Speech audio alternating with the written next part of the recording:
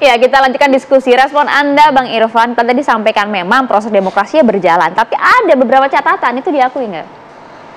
Ya, kalau kita melihat secara keseluruhan ya, demokrasi itu tadi dibilang Kang Ujang itu kan perspektif juga, tafsiran, Subjektif, ya? bisa berbeda.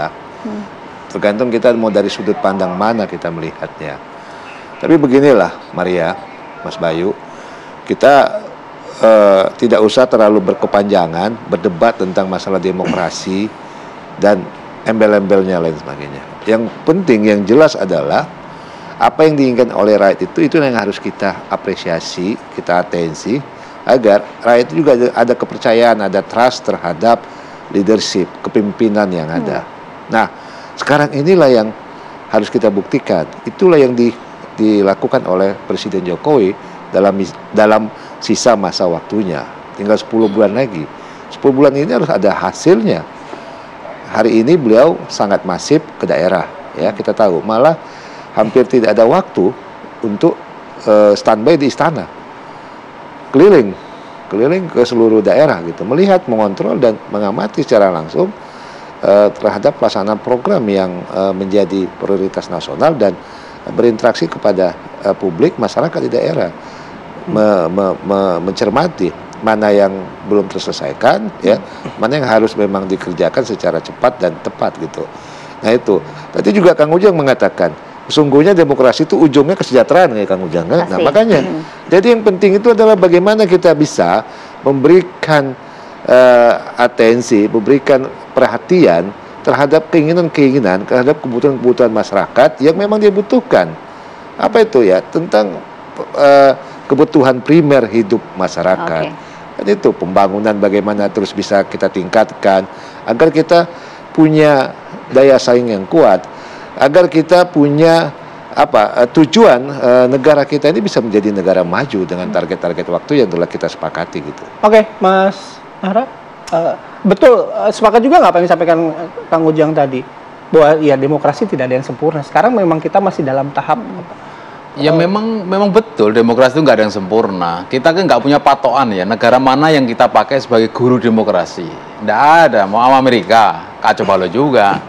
Apalagi seorang Jokowi, maksudnya semuanya nggak ada yang sempurna. Cuman, semua harus berperan sebagai peran masing-masing. Ya, peran Mas Irfan, yaitu harus membela pemerintah, ya harus dibela. Jangan sampai mengatakan, nggak ada itu. Termasuk juga peran Anda. Iya, sama aja. Nanti kalau Anies berkuasa, beliau sudah mengatakan ya, kita harus berubah. Makanya tagline-nya perubahan.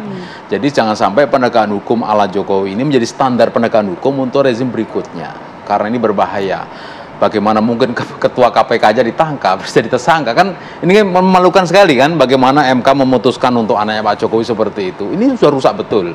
Maka saya mengatakan wajar lah kalau kemudian lembaga-lembaga di luar mengatakan ya indeks demokrasi di Indonesia itu memang turun. Kenapa ya? Memang penegakan hukumnya seperti itu. Ada undang-undangnya, ada KUHP-nya, ada pedoman moralnya, tetapi operator manusianya itu banyak yang melanggar, banyak yang melenceng. Maka salah satu patokan hukum inilah yang kemudian menjadi bisik-bisik ya, para ahli hukum mengatakan ya memang ini paling parah penegakan hukum pada rezim ini ya, paling parah. Maka jangan sampai ini menjadi patokan hukum, penegakan hukum pada rezim berikutnya. Subjektivitas Anda. Saya mengkritik ya. Jadi begini, kita juga nggak boleh langsung mengatakan ketika ada persoalan, ada perbuatan pidana yang dilakukan oleh seseorang, ada peristiwa hukum yang terjadi, itu langsung diseret, ini pemerintah loh. Nggak boleh dong begitu, nggak fair. Padahal perbuatannya ada perbuatan individu, perbuatan pidana yang dilakukan oleh individu itu. Iya kan? Kenapa kita seret terhadap pemerintah, terhadap PJ? Nggak boleh juga gitu. Jadi nggak fair juga. Jadi harus kita. Kalau ini bagaimana? Harus kita bedakan mana perbuatan individu, ya, mana memang itu perbuatan kebijakan yang dia tidak melakukan tugas dan fungsinya. Kita dengar responnya dulu, Bang. Silakan. Jadi kalau Pak Jokowi mengintervensi Agus Raharjo, itu pribadi atau pemerintah? Mana yang diintervensi, Mas? Nah, Agus Raharjo mengaku terbuka ya, bahwa ketika menjadi ketua KPK, nanti dulu, tangkap dulu Agus Raharjo kalau gitu, karena harus terbuka mengakui. Kalau Agus Raharjo mengakui ya, tertutup, nah itu beda lain soal. Dia kan menyatakan juga tidak dengan fakta, ya kan? Kita dicek undangan dan data harinya. Sudah dicek tidak ada pertemuan itu.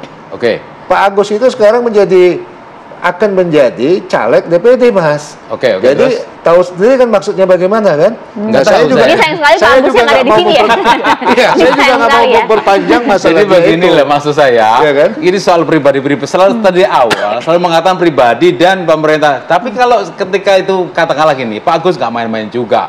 Beliau sudah sepuh, pernah menjabat ketua KPK, terbuka ke wartawan ngomongnya, ini nggak main-main. Yang disebut Pak Jokowi, saya diintervensi untuk menghentikan kasus tertentu. Ini kan serius ini kan. Kalau saya jadi Jokowi sekarang, secara pribadi terserah, secara pemerintah terserah, tangkap itu Agus Raharjo, Yes. suruh membuktikan di pengadilan. Misalnya seperti itu. Sekarang begini, Tapi itu nggak bisa. kenapa dia baru katakan sekarang? Kalau dia keberatan dengan situasi pada saat itu, dia sebagai seorang negarawan, dia sebagai seorang penegak hukum pada Ya. saat itu, Ya. dia sampaikan dia ke publik. Ini kenapa dia simpan dulu? Nah. Ini ada apa? Itu Ini pertanyaan penting juga, ini, penting ya. ini, penting ini. Kenapa Iya, kan saya sampaikan nggak boleh. sekarang? Kenapa sampai Iya. sekarang? Karena saat itu beliau menjadi petugas tanda petik ya, menjadi ketua KPK dalam kerangka dalam pengawasan. Gini, merasa diawasi. Maka saat itu ketika dia berada dalam situasi seperti menjabat ketua KPK, nggak kawan berani terbuka, masih menjabat, berbeda. Lihat Novel Baswedan ya. Bagaimana ketika itu kemudian terbuka saat dia menjabat, ya dia harus menerima risikonya kan, disiram apa kayak seperti itu, bahaya. Maka ketika mengungkapkan kebenaran, kadang pejabat itu menunggu timing yang Oke. tepat. Bukan karena dia sekarang DPD apa, ya memang itu faktanya seperti itu. Oke. Mengungkapkannya nggak harus saat dia bertugas dong. Selesai. Atau mungkin bagian supaya orang mengingat lagi dia dalam konteks sekarang masih kampanye.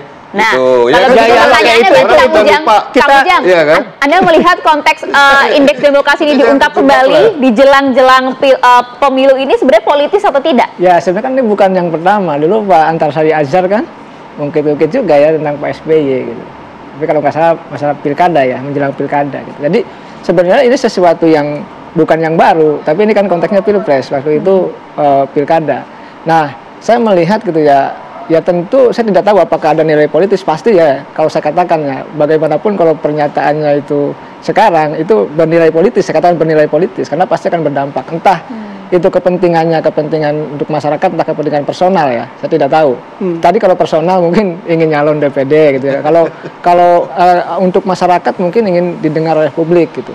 Tapi kayak ingin menentukan persoalannya. Kan gini, kita ini selalu melingkar dalam berdemokrasi lah. Kan sebenarnya yang pemilik kedaulatan rakyat. Nah, rakyat ini kadang-kadang bikin aspirasinya kan tidak selalu sampai kepada parlemen, kepada pemerintah. Misalkan revisi undang-undang KPK banyak penolak, tapi kan tidak. Lalu omnibus law misalkan mahasiswa dan lain sebagainya, buruh menolak juga tidak tidak direken lah kalau bahasa kita. Nah, artinya ini juga kan kalau kita bicara demokrasi, maka aspirasi rakyat juga harus didengar.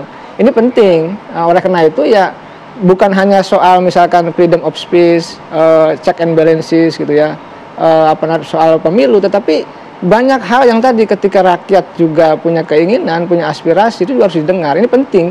Karena ya, memang kekuatan politik saat ini kan memang agak sulit tadi ya, bicara pernyataannya salah satu capres ya, soal oposisi dan lain sebagainya. Karena memang menjadi oposisi juga berat. Tapi isu Repot. ini menurut Kang Ujang, isu ini juga cukup seksi ketika dimainkan dalam konteks kampanye pilpres. Ya pasti ya, karena begini, pertama aktor yang bicaranya siapa? Ini tentu kalau bicara soal Pak Agus Raharjo gitu ya, orang mantan ketua KPK sangat oke gitu. Lalu pesannya ada gitu, lalu sangat jelas, lalu ditampilkan ke publik, lalu di saat isu pilpres gitu. Dan ini menjadi sebuah tadi perdebatan yang sampai hari ini tidak tuntas. Nah, oleh karena itu saya melihat ya kalau ukurannya, kalau saya sih melihatnya sangat subjektif ya. Tadi mungkin ya saya juga tahu lah di zaman misalkan Pak SBY ya, saya tidak menuduh karena presiden memang panglima pemberantasan korupsi bagaimanapun. Ya memang tidak bisa intervensi terhadap KPK, pada yang mungkin bisa adalah terhadap kejaksaan karena dia instrumen hukum yang yang formal. Kalau KPK kan ad hoc. independen, tetapi kita tahu juga cerita-cerita belakang layar zaman lalu juga kan ada juga persoalan itu. Tapi apakah terjadi di zaman Pak Jokowi? Saya tidak tahu. Yang tahu adalah Bang Nara gitu. Bang Irfan dong. Tapi kalau saya boleh nambah ya, memang semua kekuasaan itu harus menanggung resikonya. Pak Jokowi kan kalau periode pertama mungkin masih aman itu. Tapi ketika masuk periode 10 tahun harus menanggung resikonya, baiknya maupun buruknya.